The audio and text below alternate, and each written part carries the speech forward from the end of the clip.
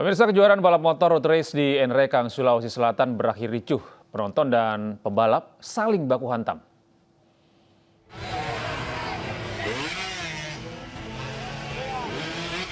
Kejuaraan balap motor Kapolres Nrekang Cup Road Race 2022 yang digelar di sirkuit Galonta, Kabupaten Nrekang, Sulawesi Selatan berlangsung ricuh. Kericuan terjadi saat salah satu pembalap hendak menikung, tiba-tiba seorang pria dari arah penonton masuk ke lintasan dan mengadang pembalap itu. Korban tiba-tiba dikeroyok penonton yang berada di lokasi tersebut. Pihak keamanan tidak mampu meredam amukan penonton yang ikut mengeroyok pembalap dari Kecamatan Nrekang itu. Diketahui kejadian itu dipicu saat pembalap asal Sudu tidak terima dijatuhkan oleh pembalap asal Kecamatan Nrekang yang jadi korban pengeroyokan.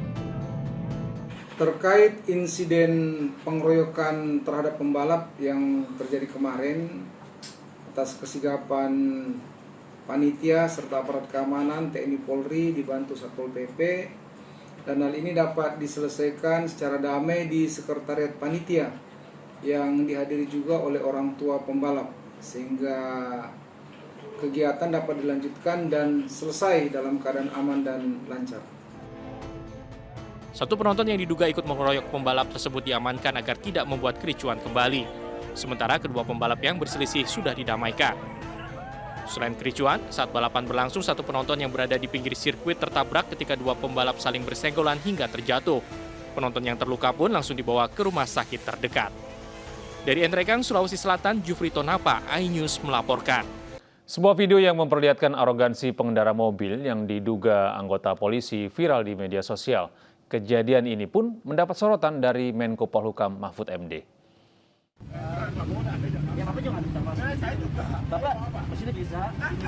Video perdebatan antara dua orang pria diduga anggota kepolisian dan ketua RT viral di media sosial. Video berdurasi 2 menit 19 detik ini menunjukkan perdebatan lantaran pria yang diduga polisi tidak mau memundurkan mobilnya yang menghalangi jalan keluar komplek perumahan. Ini aku viralin ya Pak, Akibat arogansi pengemudi, ketua RT setempat sampai mendorong mobil milik pria yang diduga polisi tersebut. Dalam video itu juga terlihat jelas plat nomor minibus yang menghalangi jalan keluar perumahan. Dia nggak mau sampai Pak RT kayak begini, Masya Allah. Video viral ini pun mendapat sorotan dari Menko Polhukam Mahfud MD. Melalui akun Twitternya, Mahfud bertanya apakah kejadian itu benar atau hanya konten buatan. Jika benar, Mahfud meminta agar pihak kepolisian mengusut persoalan itu. Meski akhirnya mobil tersebut dipindahkan oleh pengemudi yang diduga polisi, namun perdebatan antara ketua RT dan dirinya masih berlanjut hingga akhir video yang viral. Tim Liputan iNews melaporkan. Polisi menahan 2 tersangka kasus kekerasan yang menyebabkan kematian santri Gontor Ponorogo, Jawa Timur. Tersangka adalah kakak kelas korban, yaitu MFA dan IH.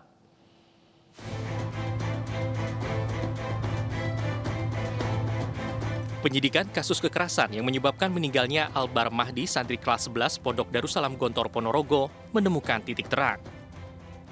Setelah menggelar olah TKP, memeriksa saksi dan otopsi, polisi akhirnya menetapkan tersangka yang tidak lain adalah kakak kelas korban, yaitu MFA, santri asal Tanah Datar, Sumatera Barat, dan IH, asal Pangkal Pinang, Bangka Belitung, yang masih di bawah umur dan telah ditahan di rumah tahanan anak. Hasil penyidikan, kedua pelaku menganiaya korban menggunakan kayu. Pertama, penyidik Polres Ponorogo dengan di-backup oleh Ditkrim Polda Jatim telah menetapkan 2 tersangka yang tadi telah disampaikan oleh Kapolres. Untuk proses penyidikan tentu yang pertama kita akan membuktikan tentang peran tersangka di kasus kekerasan yang mengakibatkan matinya terhadap 1 korban anak, termasuk yang 2 berkaitan dengan korban kekerasan yang saat ini juga masih dalam proses pembuktian. Albar Mahdi, santri kelas 5 atau setara kelas 11 SMA di Pondok Gontor 1, Desa Gontor, Kecamatan Melarak, Ponorogo, meninggal dunia. Jenazah dipulangkan ke Palembang. Ibu korban, Soimah, curiga anaknya meninggal tidak wajar. Pihak Pondok Pesantren Darussalam Gontor mengakui adanya dugaan tindak penganiayaan. Pelaku penganiayaan pun telah dikeluarkan dari pondok pesantren. Kami tegaskan sekali lagi di sini bahwa kami tak memungkiri terkait adanya dugaan tindakan penganiayaan terhadap wafatnya santri kami. Dan sebagai wujud komitmen kami seluruh pelaku kekerasan sudah kami keluarkan. Kementerian Agama juga turut melakukan investigasi dan hasilnya penganiayaan terjadi setelah kegiatan perkemahan pramuka. Pihaknya juga memastikan tindakan kekerasan yang menyebabkan hilangnya nyawa santri ini adalah melanggar hukum. Dari Ponorogo, Jawa Timur, Ahmad Subhi, iNews melaporkan. Ratusan pengemudi taksi online berunjuk rasa di depan kantor pengelola di kawasan Setiabudi, Jakarta Selatan. Kericuan sempat terjadi karena pihak aplikator menolak menemui para pengemudi.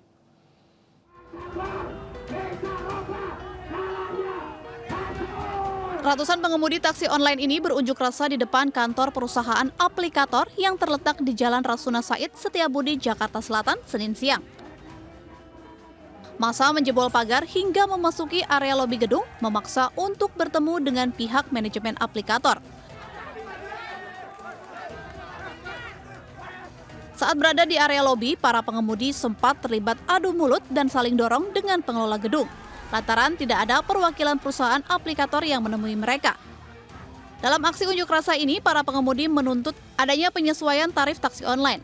Selain meminta kenaikan tarif, pengemudi juga memprotes pemotongan biaya oleh pihak aplikator yang dinilai terlalu besar, yaitu sebesar 20% dari tarif. Massa mengancam akan melakukan demonstrasi yang lebih besar jika perusahaan aplikator tidak mendengar aspirasi mereka. Kalau mereka masih tidak memenuhi apa yang kita menjadikan tuntutan, kita akan lebih besar lagi. Imbas demonstrasi ini, arus lalu lintas dari arah Menteng menuju Kuningan sempat macet parah lantaran massa memenuhi seluruh lajur jalan. Dari Jakarta, Helmi Sajangbati, iNews melaporkan. Sementara itu, ribuan pengemudi ojek online juga berunjuk rasa di depan gedung DPRD Yogyakarta. Selain menuntut diturunkannya harga BBM, mereka juga memprotes kenaikan tarif ojek yang tidak sebanding dengan kenaikan BBM.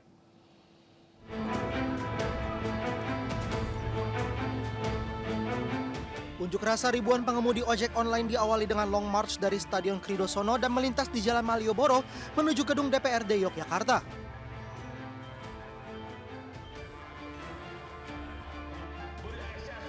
Pengunjuk rasa yang tergabung dalam Forum Ojol Yogyakarta Bergerak ini membentangkan bendera merah putih raksasa.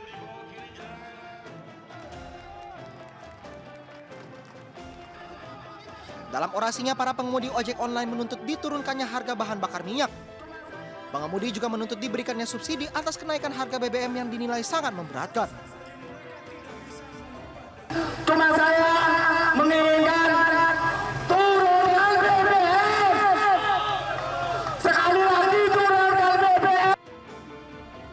Dalam aksi ini, pengemudi ojol ditemui sejumlah wakil rakyat yang menyatakan dukungannya dan akan menyampaikan aspirasi pengunjuk rasa ke pemerintah pusat. Sangat-sangat peduli, jadi silakan.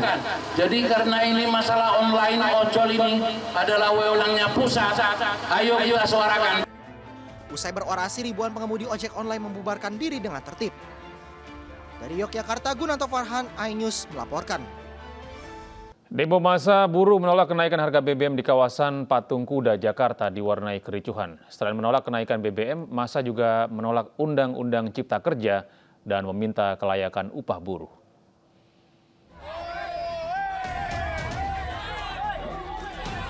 Kericuhan terjadi saat unjuk rasa tolak kenaikan harga BBM di kawasan Patung Kuda, Jakarta, Senin siang. Massa buruh dari berbagai elemen saling rebut mikrofon. Kericuhan berlanjut saat sekelompok massa mengusir mobil komando massa lain. Selain berteriak, massa juga lempari mobil. Kericuhan berlanjut di air mancur Patung Kuda. Massa yang menceburkan diri jadi sasaran massa lain. Satu orang yang dianggap provokator juga jadi sasaran massa. Beruntung petugas berhasil mengevakuasinya. Massa buruh dari KSPI juga berdemo di kawasan Patung Kuda. Mereka menolak kenaikan harga BBM yang dinilai tidak sesuai dengan kondisi ekonomi masyarakat. Selain itu, massa buruh juga minta kelayakan upah dan tolak Undang-Undang Cipta Kerja. Ya tentu menjawab, sekarang harus dijawab, dan tentu harus merespon seperti apa dan apa alasan pemerintah menaikkan harga BBM. Karena kenyataannya harga minyak dunia turun, dan juga kami minta pemerintah berjanji apabila minyak mentah dunia turun, pemerintah harus segera menurunkan juga harga BBM di tanah air. Karena tidak ada alasan untuk menaikkan harga BBM tersebut. 6.000 personel gabungan dari TNI Polri dikerahkan di 3 titik lokasi untuk mengamankan jalannya aksi. Dari Jakarta, tim liputan iNews melaporkan. Demo penolakan kenaikan harga BBM di sejumlah daerah juga ricuh. Di Aceh, demo terpaksa dibubarkan karena dianggap mengganggu ketertiban umum. Sementara di Kupang, masa kecewa karena tidak diizinkan masuk ke kantor DPRD.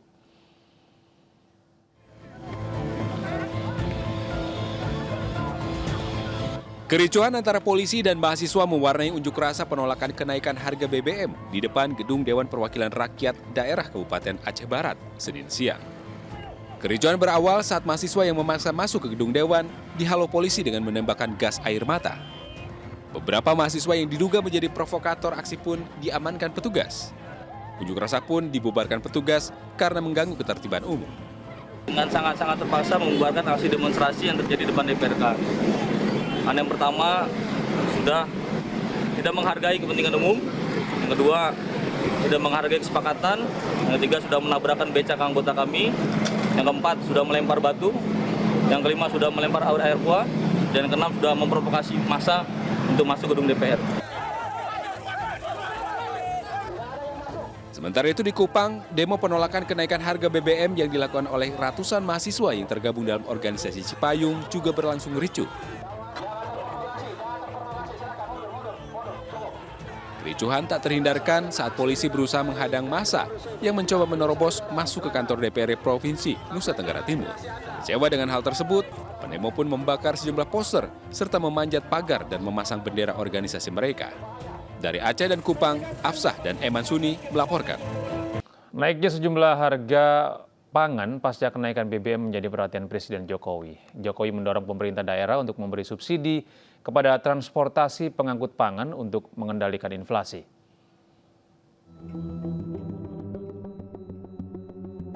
Dalam rapat terbatas pembahasan pengendalian inflasi dengan seluruh kepala daerah secara hybrid di Istana Negara, Presiden Joko Widodo meminta seluruh daerah bersama-sama menahan kenaikan inflasi yang diperkirakan meningkat 1,8%.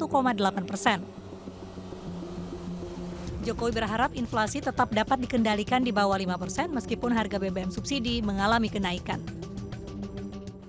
Oleh sebab itu saya minta pada gubernur, bupati, wali kota agar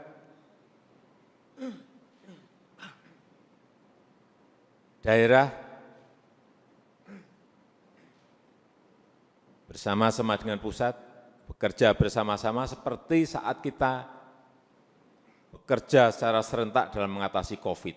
Saya yakin, insya Allah ini bisa kita lakukan sehingga inflasi di tahun ini kita harapkan bisa dikendalikan di bawah 5. Sementara itu untuk mencegah inflasi, pemerintah Provinsi Jawa Tengah melakukan intervensi terhadap sejumlah sektor yang terdampak penyesuaian BBM. Usai mengikuti rapat koordinasi secara virtual, Gubernur Jawa Tengah Ganjar Pranowo mengatakan intervensi yang dilakukan antara lain operasi pasar, subsidi harga, dan subsidi transportasi. Daerah mesti melakukan tindakan. Intervensinya bisa macam-macam. Pertama tadi dengan operasi pasar, bisa dengan subsidi harga, bisa juga dengan subsidi transportasi. Yang terakhir ini menurut saya penting, biar kita bisa menghitung adakah subsidi transportasi itu bisa menekan harga. Maka kalau terjadi kenaikan-kenaikan, maka jangan sampai kenaikan itu ditambah karena juga terjadi kenaikan ongkos transportasi. Dan itu memang sudah terjadi. Ganjar menambahkan sesuai arahan Presiden Joko Widodo dari 2% dana transfer umum atau DTU senilai 2,17 triliun rupiah, subsidi transportasi menjadi kewajiban setiap kepala daerah untuk menutup biaya transportasi. Tim Liputan iNews melaporkan. Partai Persatuan Pembangunan di bawah PLT Ketua Umum Hasil Mukernas Muhammad Mardiono mendatangi Komisi Pemilihan Umum. Rombongan datang untuk merevisi dokumen pendaftaran parpol.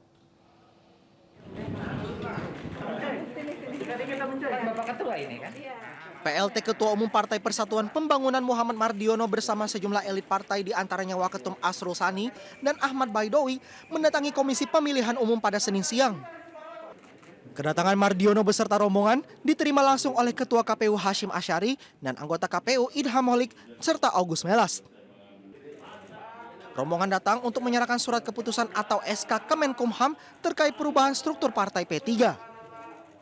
Untuk menyelesaikan tahapan yang pertama, yaitu dari mulai proses tahapan pendaftaran dan selanjutnya, dan setelah selesai itu semua, kami harus bekerja, ya, melakukan pemanasan mesin politik kita, ya, agar nanti untuk menghadapi tahun 2024 ini, doakan teman-teman media semua, P3 mudah-mudahan menjadi peraih kursi yang lebih baik lagi dari yang saat ini kita dapatkan. Kedatangan Mardiono merupakan buntut dari pergantian ketua umum di tubuh P3 yang sebelumnya dijabat Suharso Mono Arfa.